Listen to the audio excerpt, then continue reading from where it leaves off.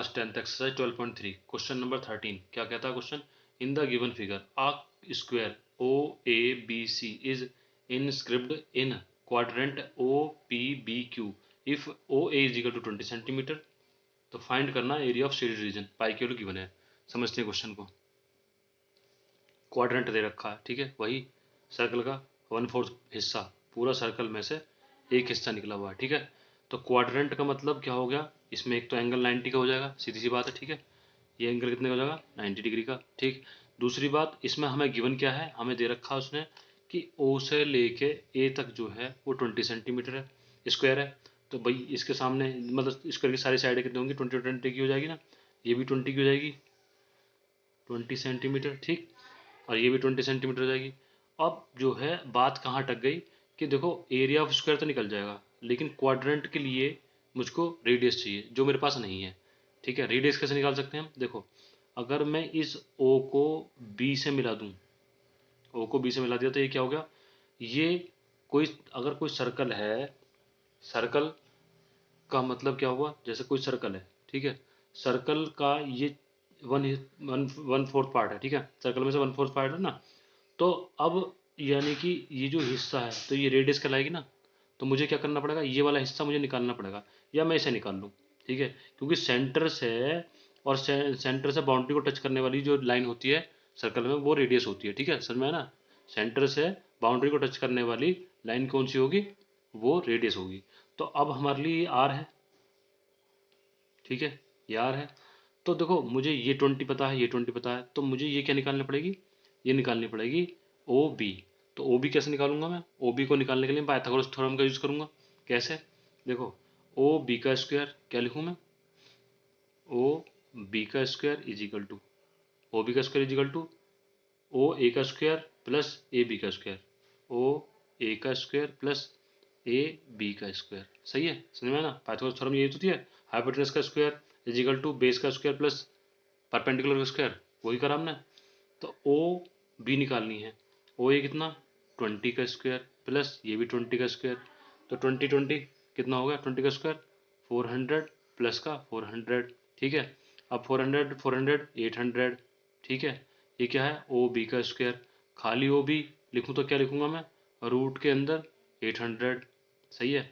अगर मैं इसके फैक्टर कर दूँ, 2 × 2 × 2 8 हो गया, और 100 को क्या लिख दूँ, 10 × 10, ठीक है। मतलब 2 × 2 = 4, 2 × 8, 8 10 × 80, 80 10 × 100, वो 800, ठीक।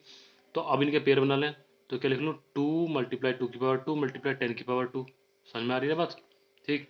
अब एक ऐसे लिख लूँ सर, √2 मल्टीप्लाई √2 के अंदर 2 और मल्टीप्लाई √2 10 के रूट के अंदर 10⁻²। तो देखो रूट से स्क्वायर कट जाता है, ठीक है। तो क्या बच गया, ये बच गया √2 मल्टीप्लाई 2 मल्टीप्लाई 10, ठीक। तो क्या हो गया ये, 10 × 2 = 20, ठीक, 10 × 2 = 20, तो ये क्या हो गया 20 √2 सेंटीमीटर। तो ये क्या है हमारी ओ बी, ओ बी का मतलब रेडियस, समझ में आया ना। क्या निकल गया रेडियस, कितना है 20 √2 सेंटीमीटर, ये हमारी रेडियस निकल गई, ठीक। रेडियस मिल गई हमें। अब रेडियस मिल गई तो हम क्या निकाल लेंगे, एरिया ऑफ क्वाड्रेंट निकाल सकते हैं, ठीक है।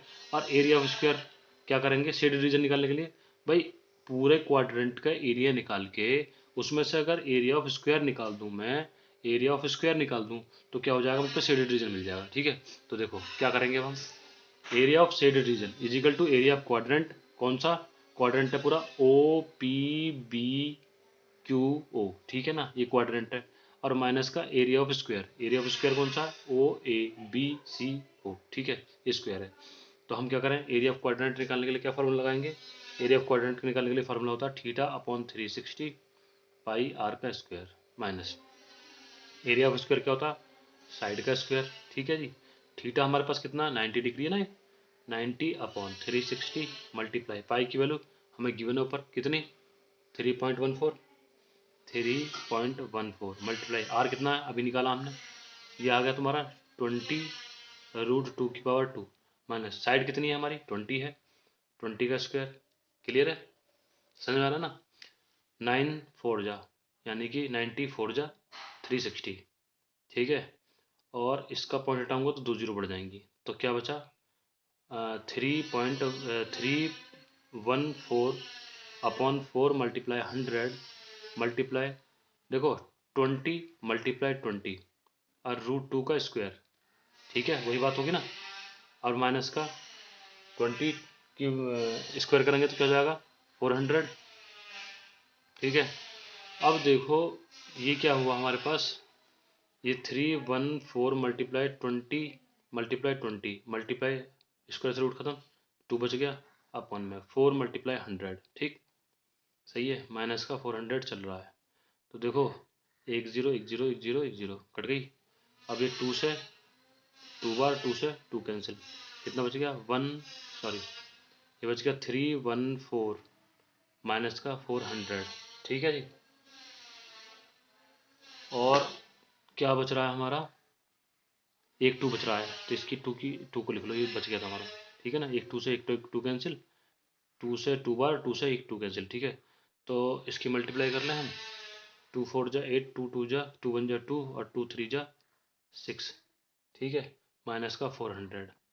अब 8 का 8, 2 का 2 और 6 में से 4 गया 2, सही है, सेंटीमीटर का स्क्वायर, ठीक है। समझ में आ गया ना, इजी क्वेश्चन था। कैसे किया, देखो सबसे पहले हमें एक क्वाड्रेंट दे रखा है, इस क्वाड्रेंट में सिर्फ एक स्क्वायर बन रहा है, स्क्वायर की साइड गिवन है, हमें साइड गिवन है तो हमें एरिया ऑफ स्क्वायर तो मिल जाएगा, लेकिन हमें क्वाड्रेंट के एरिया के लिए हमें रेडियस चाहिए। जो रेडियस हम कैसे निकाल सकते हैं कि हमने क्या करा, इस ओ को सेंटर मानकर जो एक क्वाड्रेंट बनाया हुआ, इस ओ से बी को मिलाया, यानी कि बाउंड्री को मिलाया। तो बाउंड्री से क्या होता है, बाउंड्री जो सेंटर से बाउंड्री मिलती है वो रेडियस होता है। तो हमने पाइथागोरस थ्योरम लगा के इसकी रेडियस निकाल ली, रेडियस निकल गई तो हमने एरिया ऑफ क्वाड्रेंट लगाया और उसमें से माइनस कर दिया एरिया ऑफ स्क्वायर, हमारा क्वेश्चन निकल के आ गया, ठीक है। बड़ा आसान क्वेश्चन था, समझ में आ गया ना। बेटा क्वेश्चन समझ में आ रहे हैं तो प्लीज़ चैनल को लाइक करो, सब्सक्राइब कर दो, ठीक है। चलते हैं नेक्स्ट क्वेश्चन पे।